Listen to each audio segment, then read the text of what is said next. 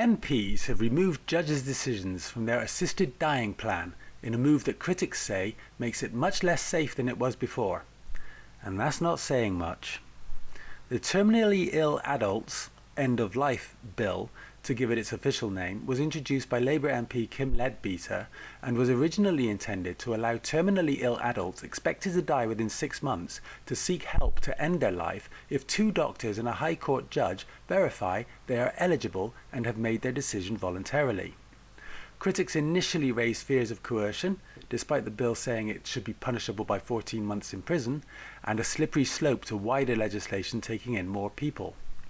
Then concerns were raised that people with terminal conditions would be pushed towards assisted death because it is cheaper than palliative care, and those with long-term illnesses and disabilities would be pushed towards it because it is cheaper than paying benefits.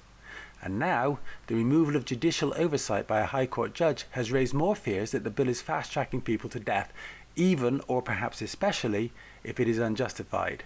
The BBC's Politics Live panel discussed by saying it's not scrapping but replacing and augmenting. It became clear that if we were going to have a third layer of scrutiny and authorisation, it would be preferable to have that layer as expert as possible. And it was indicated to us, not least from the judiciary and other sectors, that actually having a panel of experts, a psychiatrist, a senior lawyer, possibly a judge, and a social worker, that would give a much more expert view of the person's application for assisted dying than a High Court judge sitting alone. However, we are retaining, through the amendments, a High Court judge's services through a commission that will sit above these panels, constitute them, supervise them, and decide their modus operandi. So in many ways, in my view, the bill is strengthened rather than weakened. Firstly, there was a lot of evidence to say that a panel would strengthen the bill, but they were very much talking about an assessing panel at the start of the process. And what we've got here is a kind of permissive panel at the end of the process. And it was very much what the experts were calling for, is for people's mental health to be assessed, for their social circumstances to be assessed, because we don't want to find people opting for assisted dying because they're struggling with a mental health condition which can be cured. And I've talked a lot in committee about eating disorders, for example. We don't want people opting for assisted dying because they're anxious about the financial burden that they are placing on their families, or their housing situation is uncertain. So that assessment has to come a lot earlier in the process. And that's the kind of multidisciplinary team that experts have been asking for. You know, it is a matter of quite significant concern to some people that we don't now have that judicial oversight, because there will be legal experts on the panel, but it won't be a judicial process. Kit, or Mr Malthouse, if I may call you that. When this was debated in the House of Commons, I thought it was one of the best examples of what our parliamentarians did. Every person, every man who woman spoke so movingly and compassionately, and you were in a great place with your campaign. People on my radio show phoned in, no, they'll tinker with it, they'll try and change it as it goes through. You had overwhelming public support, you had parliamentary support. Why are you messing about with it? Well, you'll lose public support, Kit. Well, we're not messing about that. You're changing the terms of it, Kit. Well, we are changing, but Thank you. But Nick, this is how the legislative process works. The evidence was very strong that there needed to be more expert eyes on it, not least from the judiciary themselves. You've got to remember the reality of what we're dealing with here, right? So this is somebody who doesn't just show up at the 6 months out of the blue, right? They in most cases, will have been struggling with their disease for months, if not years, and reached a point, sadly, of no return. During that period, they will have had endless consultants, doctors, physicians, others around them, helping them to struggle with their disease. So a picture will have emerged of their circumstances by then. But they're not assessing them for an assisted dying. They then have to have what is possibly the most profound and intimate conversation available to them that they may ever have in their life. And we think that primarily has to be with a doctor who they trust and know, who becomes the coordinating doctor.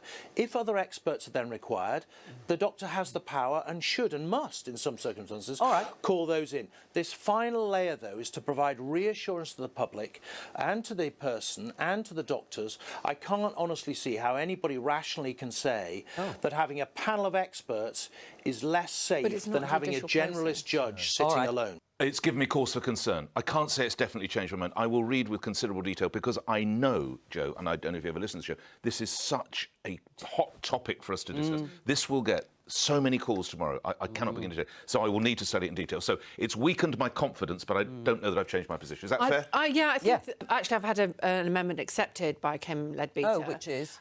Which gives the offer of referring to a palliative care doctor at the point where the coordinating doctor has to offer palliative care. I'm very concerned about the lack of palliative care and therefore the lack of options. And I do think while we've still got an NHS in crisis, facilitating this while we are not yet able to keep as many people alive who want to stay alive, that's really my fundamental concern. Do you think it will actually become law? No. I think it's a really? deeply flawed bill.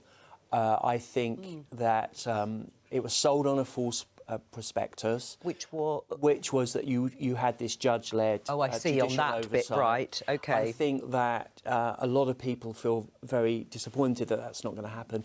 And it's not the way to make a massively important, profound, generational piece of legislation via a private member's bill. But it's very, very tough. You don't have the backing that you do when you've got a government bill. You've got impact assessments. You've got all sorts of other support.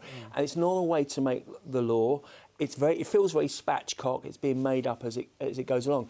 And I think, you know, people have criticisms of the House of Lords, but the degree of expert scrutiny and oversight that it will receive in the Lords means that I just don't think it will proceed. And I would say, if the government really believed in the need for this, put it in a manifesto and legislate for it. Kit Malthouse may have been a poor choice to be spokesman for removing the High Court judge from assisted dying decision-making, as he previously attacked the expense of looking after people who are terminally ill. I've got video, and here it is. The dying individuals who may want to make this choice at the end of their lives are already receiving treatment in the National Health Service. They're already reliant on expensive care services, drugs, whatever it might be, as well as other social support mechanisms that will be costing the taxpayer. So while it is, of course, important that we see the overall impact assessment, we shouldn't pretend that the status quo is cost-free, because not only is it costly in monetary terms, it's also costly in terms of humanity. That's all I have for you for now. Please like, comment and subscribe, and you can hear me in the next one.